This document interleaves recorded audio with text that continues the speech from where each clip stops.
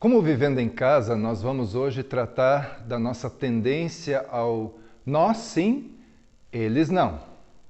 O grupo eles engloba todos aqueles que não estão perfeitamente encaixados no modelo tão ideal do nós. Assim, no conjunto, eles estão as pessoas que nem são tão diferentes, mas devem sempre existir para justamente justificar a superioridade do nós. E ali estão também os mais diferentes, que vão ser colocados totalmente à margem. A lógica nós versus eles permite um discurso no qual o outro é inferiorizado, é colocado como uma grande ameaça. Daí logo vem a pergunta: você é preconceituoso? Segundo o filósofo e diplomata Nicolau Maquiavel, os preconceitos têm mais raízes que os princípios. Tem gente que classifica as pessoas pela etnia, pelo trabalho, pelo nível de riqueza ou pelo idioma. Stalin, Hitler, Mao Tse-tung, Pol Pot deram exemplos do que acontece quando alguém age pensando que tem o direito de julgar e condenar as pessoas por suas ideias ou também por suas atitudes. Gente mal informada julga, por exemplo, que os nordestinos trazem miséria e são preguiçosos. Eu morei no sertão nordestino por vários anos e, tomando os agricultores como exemplo, eles trabalham muito arando a terra e plantando manualmente, como num tipo de loteria, esperando que tenham as chuvas que são tão raras na região. Por isso, é muito injusto chamar esse povo de preguiçoso. As ideias racistas em séculos recentes surgiram na Espanha, em torno de 1450, por causa da questão dos judeus e dos muçulmanos. Diziam que não bastava uma mudança de fé para os dois grupos limpando-lhes a alma. Precisavam limpar-lhes também o sangue. Então concluíram que o sangue, uma vez infectado por uma daquelas religiões, iria permanecer impuro para sempre. No século seguinte, esse conceito foi aplicado aos índios e também aos negros. Prudêncio de Sandoval, bispo de Pamplona, afirmava que uma conversão ou um cruzamento daquelas raças não iria limpar a sua natureza inferior e impura. A única cura possível, segundo ele, seria o extermínio.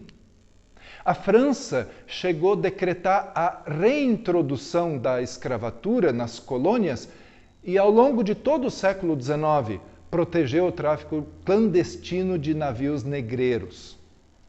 Embora teoricamente todos os homens fossem considerados iguais, dessa igualdade foram excluídos os negros, os índios e todas as raças consideradas selvagens, incivilizadas ou primitivas. Existe preconceito, discriminação e raciocínio em qualquer sociedade onde existam as pessoas. Preconceito é a formação de um conceito anterior a um julgamento mais apurado da situação.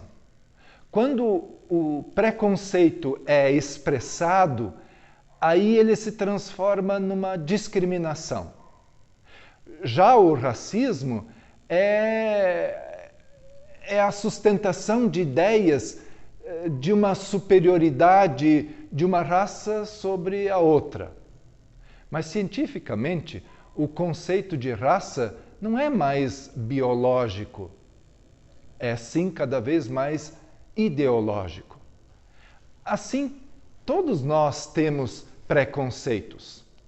Alguns manifestam os seus preconceitos, transformando eles em discriminação.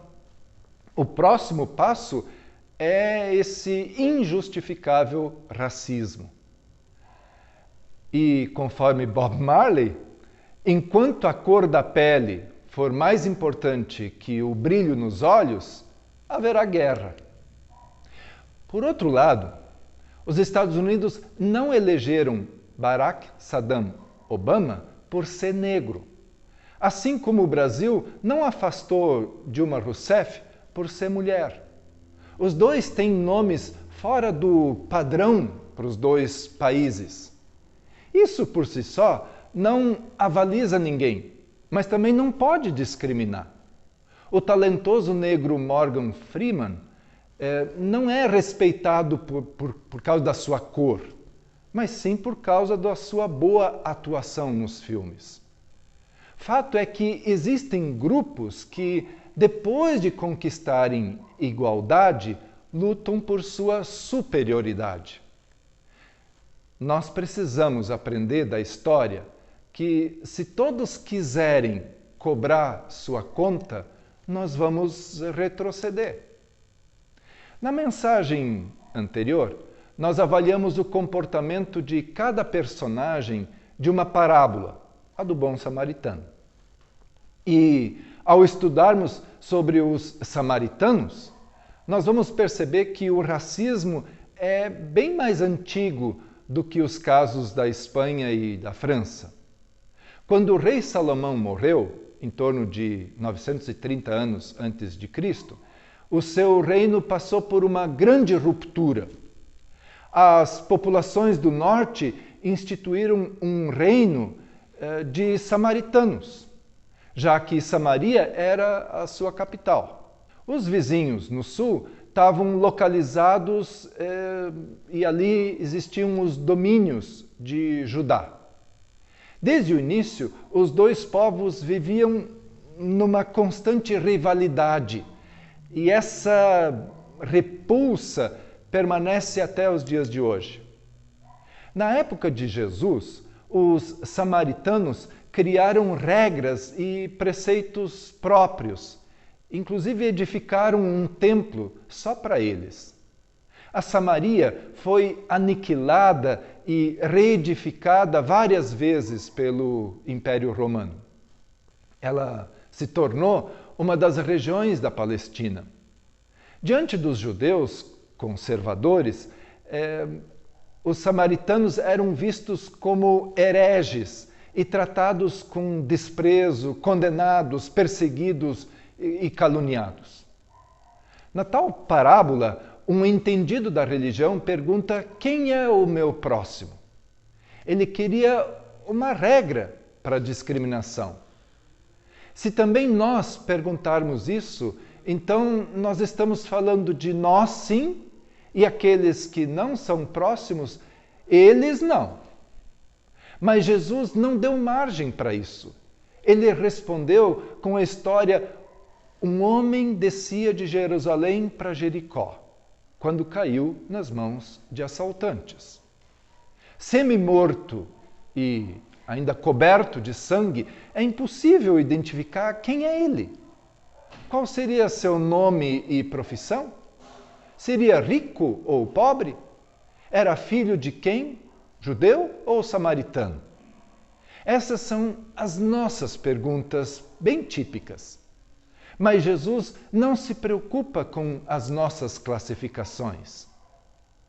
Por ali passaram dois religiosos que viram o homem na sua necessidade, mas não deram atenção. Daí Jesus introduz um personagem bem inesperado, um samaritano, que, conforme o que eu já comentei, não eram vistos com bons olhos. Jesus fez uma dura crítica a todo esse preconceito e esse complexo de superioridade dos judeus. O samaritano expressa muito bem o amor ao próximo. Diz o Evangelho de Lucas, compadeceu-se dele, utilizou os seus recursos para servir ao desconhecido. Levou esse ferido para uma pensão, tratou dele e se comprometeu com os gastos que ainda viriam. Então Jesus pergunta: o que você acha? Qual dos três é o próximo do homem atacado pelos ladrões? O próximo não é o que recebe a ação, mas aquele que pratica a ação. Segundo Jesus, nós não escolhemos quem é o nosso próximo. Nós apenas agimos ou não como o próximo. A questão fica definida para sempre. O desprezo do questionador pelos samaritanos era tão grande que, ao invés de responder a pergunta de Jesus com a palavra samaritano, ele diz: o que agiu com misericórdia. Daí, ele acaba ouvindo o que não esperava. Jesus disse: faça a mesma coisa. Para Jesus, a questão real não é quem é o meu próximo, mas quem sou eu? Sou pessoa ou eu sou um personagem? Os dois primeiros homens eram personagens que encenavam a religião. Por isso é tão importante a gente se colocar na pele do outro. Nós sabemos o quanto que nós podemos ser cruéis e provocadores, o quanto que nós podemos desprezar e maltratar as outras pessoas pela cor, pela nacionalidade, pela ideologia ou um outro motivo. O caso que tratamos, nós sim, eles não, foi entre judeus e samaritanos.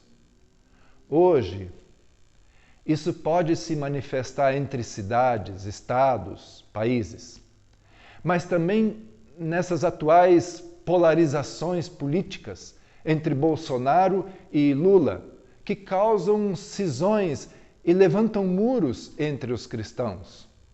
Jesus rompe essas barreiras. Conforme o apóstolo Paulo, na família de Cristo não pode haver divisões entre judeus e não judeus, escravos e livres, homens e mulheres. Entre vocês, todos são iguais. Isso é, nós todos estamos num relacionamento comum com Jesus Cristo. Então, eles também são nós. Pense nisso.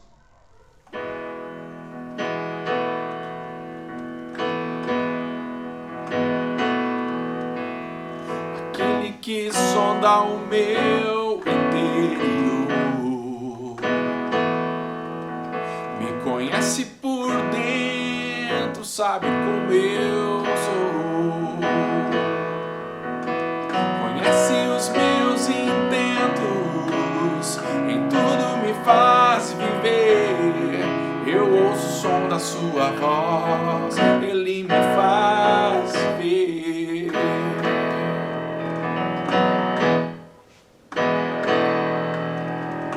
Aquele que sonda o meu interior me conhece por dentro, tudo aquilo que eu sou. E nem ao seu próprio filho poupou em meu favor. Eu não quero mais sair desse universo de amor.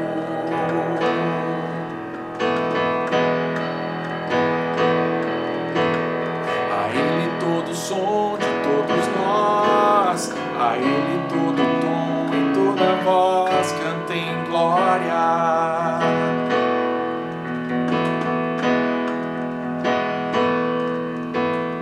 A Ele todo som de todos nós, a Ele todo tom e toda voz cantem glória.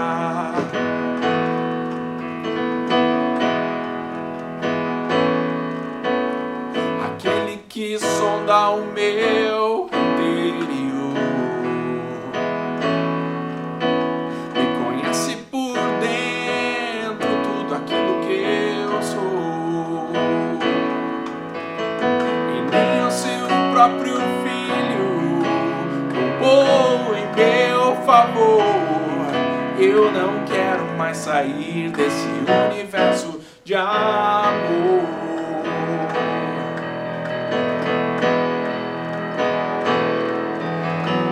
A Ele todo som de todos nós, a Ele todo tom e toda voz cantem glória.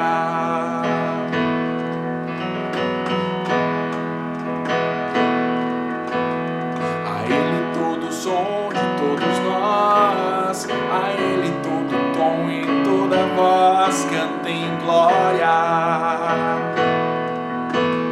A Ele todo som de todos nós, a Ele todo tom e toda voz cantem glória. A Ele todo som de todos nós, a Ele todo tom e toda voz cantem glória. Cantem glória, cantem glória, cantem glória.